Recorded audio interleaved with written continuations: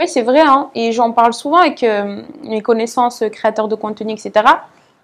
Je vais parler de notre cas parce que c'est le cas que je Mhm. subis. Pour ceux qui me suivent un petit peu sur toutes les plateformes, vous savez que je suis très souvent victime de comment dire, de sauce. Ça sur Twitter. Sauce girl, c'est moi la sauce girl.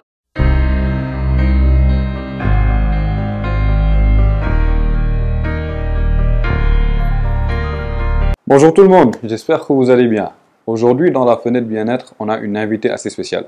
Quelqu'un qu'on ne présente plus ici au Sénégal. Elle s'est révélée sur le réseau social TikTok avec des contenus assez originaux, de beaux challenges. C'est, vous l'avez sûrement deviné, Fayanara. Hello. Comment vas-tu? Ça va, alhamdoulilah, et toi? Ça va, on est là. Ok, super. Super. Du coup, je pense, avant de commencer, j'aimerais bien que tu nous parles un peu de ton enfance, comment tu as grandi, comment tu étais à l'école quand tu étais jeune. Ok.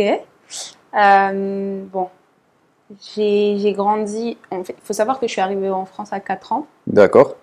J'ai fait d'abord un an en Côte d'Azur, euh, l'école maternelle, tout ça. Et ensuite, j'ai déménagé dans le sud-est de la France, en région Rhône-Alpes, et j'étais une enfant un peu perturbée. J'avais eu peut-être beaucoup de changements étant petite, donc ça a fait que j'avais un petit peu de mal et j'avais pas beaucoup d'amis. J'avais pas beaucoup d'amis parce que j'étais la seule fille de couleur de mon école. Donc voilà, j'étais plus réservée. Enfin, non, j'ai toujours été comme ça, mais on va dire que j'étais très souvent toute seule et un peu plus perturbée, on va dire, comme enfant. D'accord, Ouais. c'est bon à savoir. Ouais. Du coup, tu es connu maintenant de tous les Sénégalais. Mhm. Et moi, ce que je voulais savoir, est-ce que tu peux assimiler le fait que tu sois au devant de la scène à une forme de bien-être? Euh, je sais pas. Je sais pas si je pourrais dire que c'est un bien-être, parce que quand même, comme on dit, pour vivre heureux, il faut vivre caché. Mhm. Mais bon, quand même, malgré tout, j'ai eu énormément d'expériences magnifiques et ça m'a permis d'en arriver là aujourd'hui. Mais après, c'est sûr que c'est pas tous les jours tout rose, que d'être exposée H24. J'avoue que ma tranquillité, elle me manque beaucoup. Ouais. D'accord. Et qu'en est-il du sport? Parce que on voit progressivement que tu commences à t'y intéresser de plus en plus et j'aimerais bien savoir d'où vient cette envie et qu'est-ce qui t'a poussé à intégrer ça dans ta vie de tous les jours.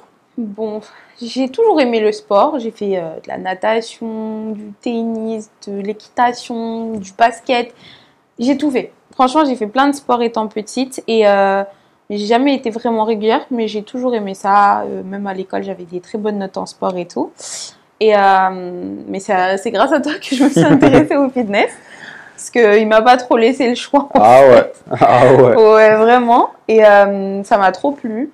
Vraiment, c'était un dépassement de soi-même, des nouveaux objectifs. Ça me permettait un petit peu de me libérer et j'ai vraiment apprécié, même si je suis pas très régulière, on va dire. Mhm. Reprends le sport tous les 3 mois, mais quand même, ça me manque toujours et j'aime beaucoup, beaucoup le sport. D'accord, super. Mhm. Et en gros, qu'est-ce que le sport, une bonne alimentation, une bonne hygiène de vie de manière générale Mhm. a changé dans ta vie?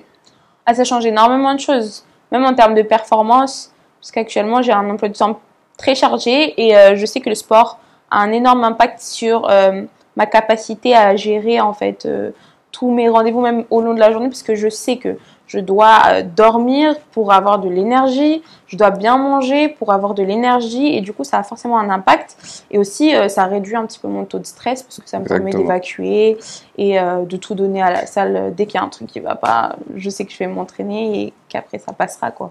Super, super.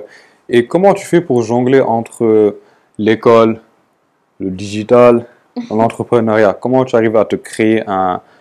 Comment tu arrives à déjà jongler entre tout ça Mhm. et en même temps pouvoir te créer ton moment de bien-être? Bon, c'est vrai que c'est un peu compliqué, mais je pense que c'est juste une question d'organisation. Des fois, on va avoir une montagne face à nous, alors qu'en vrai, c'est une petite colline, on va dire. C'est Exactement. vrai que c'est beaucoup de travail, mais je pense que si tu répartis bien ton temps et que chaque jour tu es très organisé, tu sais exactement ce que tu dois faire, bah, tu maximises ton temps. Donc, je suis vraiment très, très, très organisée. Et vraiment, chaque jour, je sais quelles sont les missions que je dois réaliser avant la fin de la journée. Sinon, pour moi, j'ai pas réussi. Et aussi, je me lève très tôt. Je me lève vraiment très, très, très tôt pour avoir une journée très longue et pouvoir faire tout ce que je veux faire, en fait. Super. En fait, tout est question d'organisation, quoi. Exactement. Super. C'est ça. Et à part le sport, qu'est-ce qui peut te mettre dans un bon mood, toi? À part le sport, oh, bah, tellement de choses. Moi, je suis pas très compliquée. Manger. C'est contradictoire. Non, manger, voir mes amis, voir ma famille, comme tout le monde. D'accord. Et j'aimerais aussi que tu nous parles d'un sujet qui est un peu spécial, Ouais. le harcèlement, parce que c'est quelque chose qui existe vraiment au Sénégal, mais je pense que c'est assez négligé et beaucoup de personnes subissent du harcèlement et en souffrent le plus souvent en silence, que ce soit dans la vraie vie ou surtout maintenant dans le digital. Vu qu'on est de plus en plus dans les réseaux sociaux, il y a beaucoup de personnes qui subissent du harcèlement sur le digital. Oui, c'est vrai, hein. Et j'en parle souvent avec mes connaissances créateurs de contenu, etc. Je vais parler de notre cas parce que c'est le cas que je subis. Pour ceux qui me suivent un petit peu sur toutes les plateformes, vous savez que je suis très souvent victime comment dire, de sauce. Une sauce sur Twitter. Sauce girl, c'est moi la sauce girl. Vraiment, des sauces, j'en ai tout le temps. Après, je pense que voilà, tout le monde n'a pas la même capacité à gérer.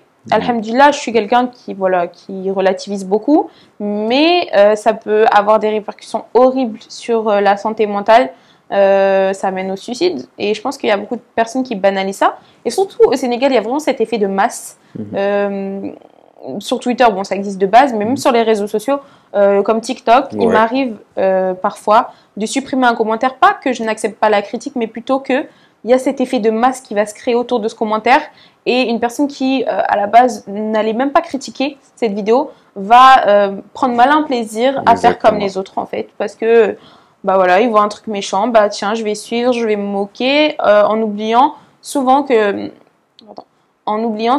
la personne en face, c'est un être humain qui va voir ça comme tout le monde et qui va ressentir des émotions.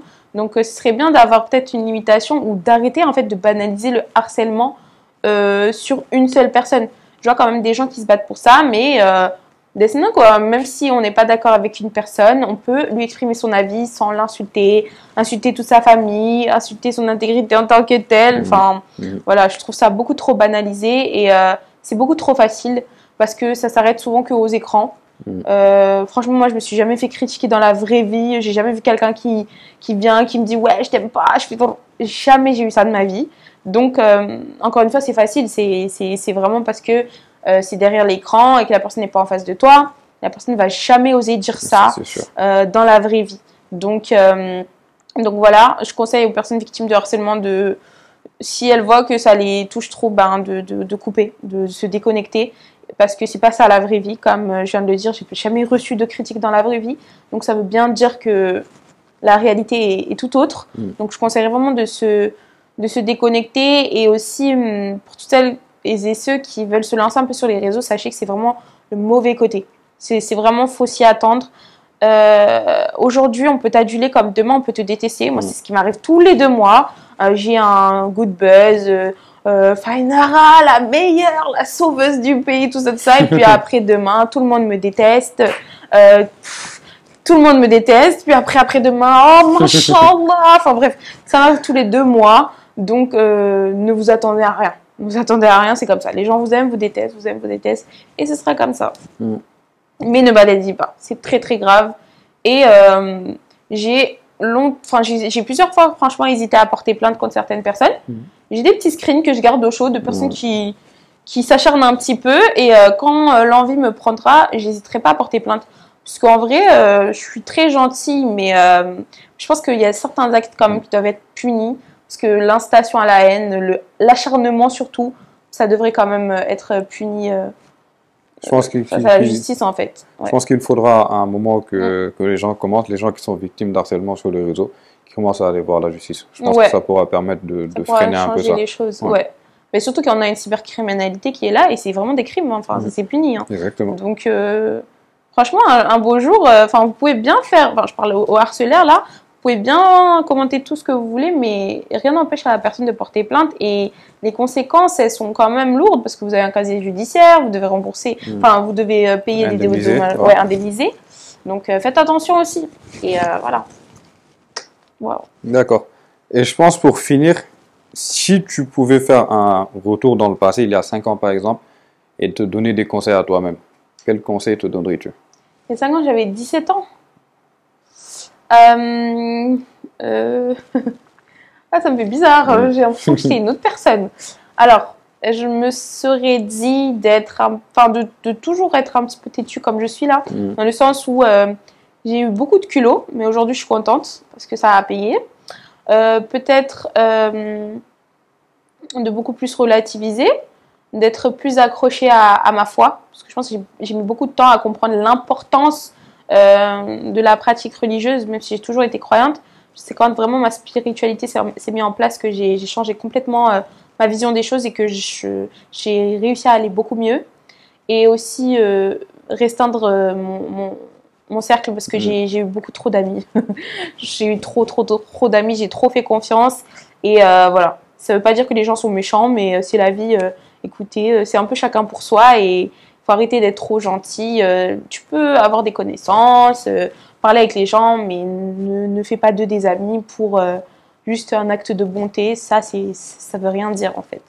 Méfie-toi, reste seul, t'es très bien comme ça et puis continue.